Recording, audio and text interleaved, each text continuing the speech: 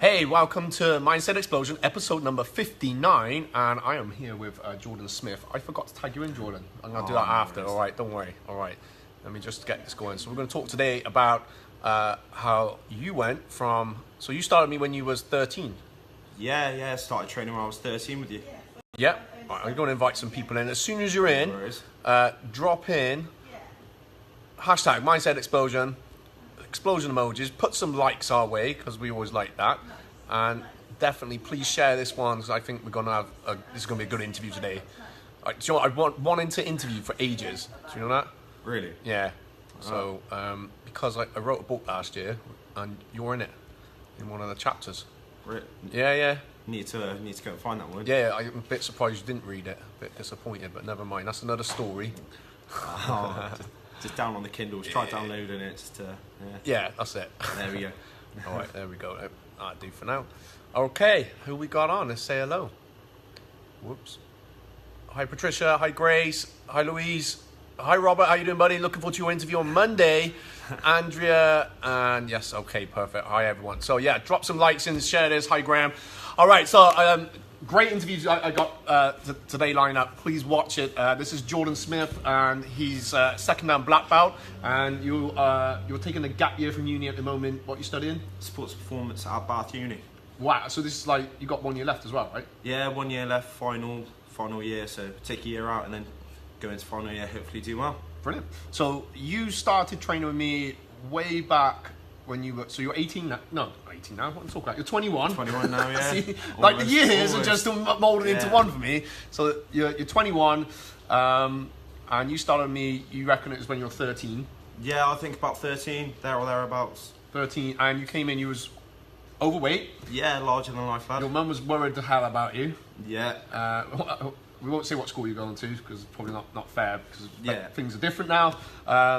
But you're in a good school, I thought. But however, you were experiencing some bullying. So yeah, I mean, it was tough times. I think there's always that fine line between how you take things, whether it's as banter or whether you take it slightly more personal. I think my makeup was I just took everything a bit more personally, and yeah, I remember. Then it took years and years of confidence building and stuff, and then nowadays it's kind of helped develop me further.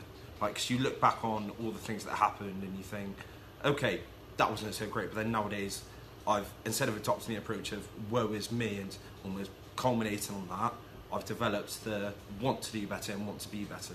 Yeah. So, which is kind of what's brought me back to the academy and wanted to be part of it. Yeah. Okay. I think I noticed that mindset coming in probably around about 16. So yeah, like with yourself. So it was, I don't know what it was. It's just in this switch within you. I mean, although you were doing martial arts, you got up to a second dan, but your rugby was like your major thing. Rugby's always been there. And we always knew that. And so you pretty much growing up, you grew up with obviously you had mum, you got brothers, brother and sister. Was that right? Yeah, three brothers, one sister. Yeah, and I always got the impression your mum had done a great job. A lot of us do really, so yeah, she did a great job. Yeah, I got a lot of respect for your mum, and she was a very emotional woman. And so when she brought you in, I remember being in the meeting room and talking to you, and we'd be talking about this happened and how do we overcome it. And you did, whether it's banter or not, it's irrelevant. It was affecting you emotionally. But then you did change, and you started getting into the classes, you got into the martial arts, and then it seemed to have a knock-on effect to your rugby. Yeah, it did. I mean, I think the truth was I was out of shape, uncoordinated, so that in a way the bullying kind of helped, because it made me realise, right, I'm not the way I want to be, and then I just realised that I was going to do something about it, and then that changed, and my whole attitude and outlook just changed as soon as I started becoming more confident in myself. And it wasn't necessarily the way I looked, because I'd been training for 3 years, so I'd obviously got in shape by that point. It was more my mental approach to things, and just how much the course itself was helping me just understand that it's okay being different with things, and it's okay not to conform to everything. Yeah, brilliant. So so you got quite into your rugby a lot, which is cool, and to the point where you had like a massive injury. Was that just before you was 18? That was my 16th birthday, yeah. 16th. So, right, I remember now. So you were in hospital in Bristol, weren't you? Yeah. I remember coming to see you, and it kind of nearly affected your GCSEs, didn't it? Yeah, so basically my top 2 parts of my spine, they slid playing a game of rugby, which sounds a bit worse, it probably was, we'll see. And the blood vessel that takes blood up to the brain got cut, so obviously blood clot formed, part of the brain cerebellum, for anyone who wants to know, was adversely affected, and they said it's quite a high risk for that sort of injury. But then I just, luckily, whether it was mental attitude going into it or actual physical attributes, I recovered well and managed to go on rugby tour that year. So You've totally played that down, Jordan. Yeah. I was worried for you. We was all worried for you. And the fact you've gone to a specialist hospital. So these people, right? So I remember seeing Jordan, and I felt you were coping with it well, but also I could see it was, that I was worried there was like a danger of depression coming in, because you were so much wanted to do rugby, and at that age it can be a massive hit, and it affected the GCSEs. But I did admire you a lot. It almost, I think, it's funny I said it was 16. That may have been that switch where you thought, no, I'm going to do it, and we talked about it, and and you did come back so much more determined. I can't remember if you'd done your first black belt then or not. I did my black belt just before then, I think. Just before, so it would have been around that time, 17, and then a couple of years on to second dan afterwards. Right. So I guess that's one of them things where you can get knocked right down and not almost have your life totally changed and taken away, and obviously through that determination, okay, it worked out all right. But when you don't know what's going to happen, can you remember what you did think at the time? Were you thinking, all right, I'll be okay, or what? I just remember thinking they've got this wrong. I don't feel as bad as they're telling me I do. Right, okay. I was just so adamant. I was just there like, look, I've never been abroad. I've got a rugby tour to South Africa. That is what I want to do. Yeah. And I was just like, I'm doing this. I don't care what I've got to do. Mm-hmm. And I ended up getting discharged from hospital earlier because I wanted to be able to be at home to help recovery, and that involved having my mum inject me, which not a nice experience. No, see your mother having to. Yeah. But that was fine. Going to the hospital daily for blood tests, but there was just that determination that I wanted to be at home. I wanted to be resting, just so I could get back to it. And I guess you're right. Thinking about it right now, that was when something just kind of like switched. I was like, I want to at least give it everything. If not, then what's the point? Yeah, no, you did. You definitely, when you came back, you were so much more determined. And so I can't remember, when did you break your wrist? How old were you then?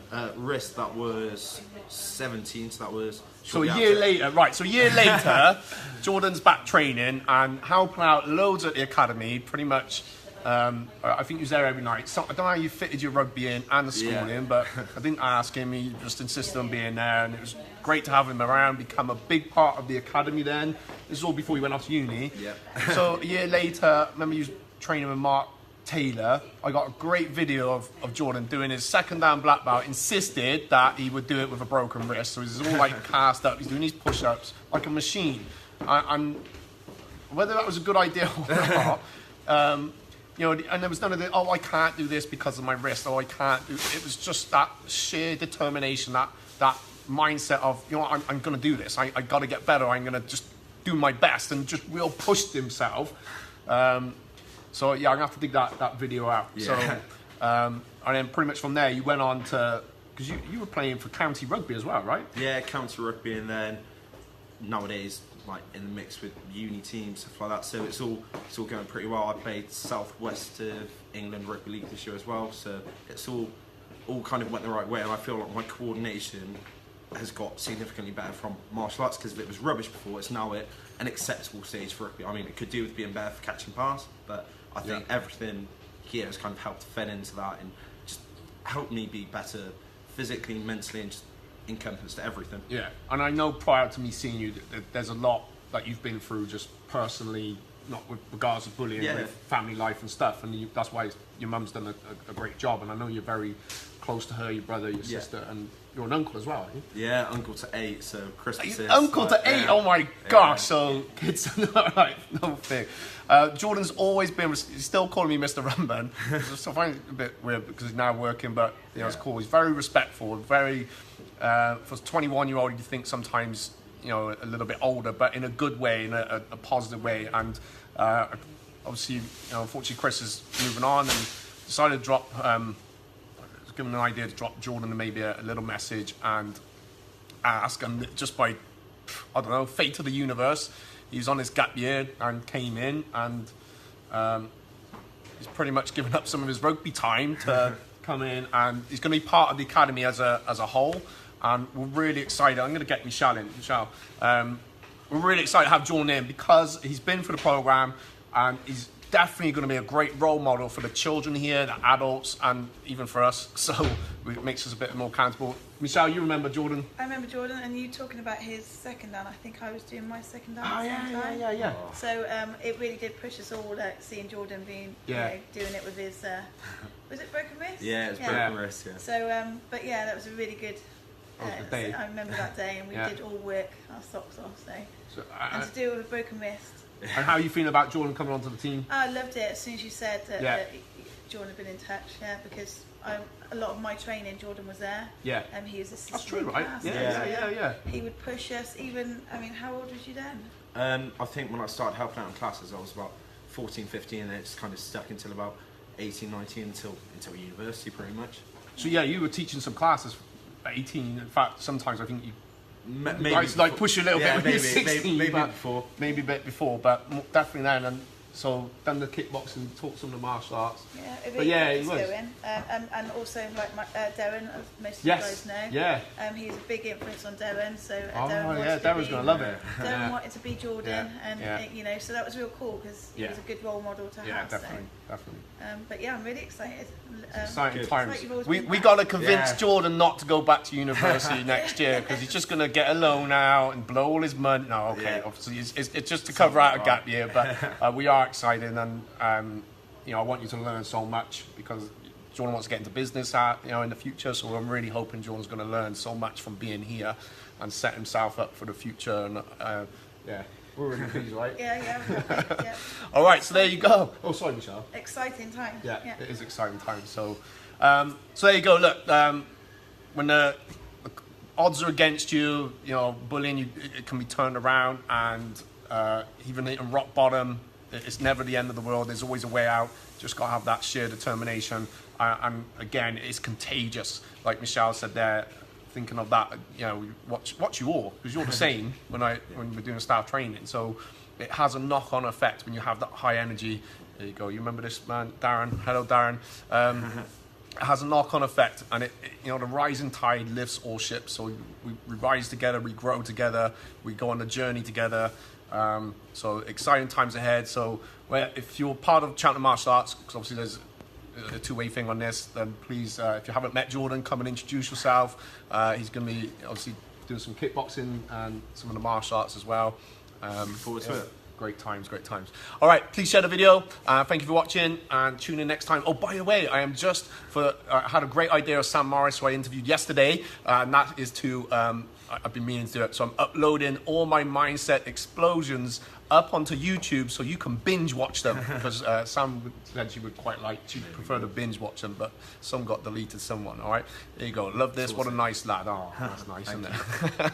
All right, thank you for watching. So and of course on Monday my vlog is out, Discover Me, first one. You're gonna love it. It's a catalogue of pretty much everything behind the scenes. That's behind the scenes. Behind the scenes, yeah, there you go. All right, stuff that's been going on over the last week. Peace. Enjoy the rest of your whatever day we're on. Wednesday, hump day. Woo! Hey.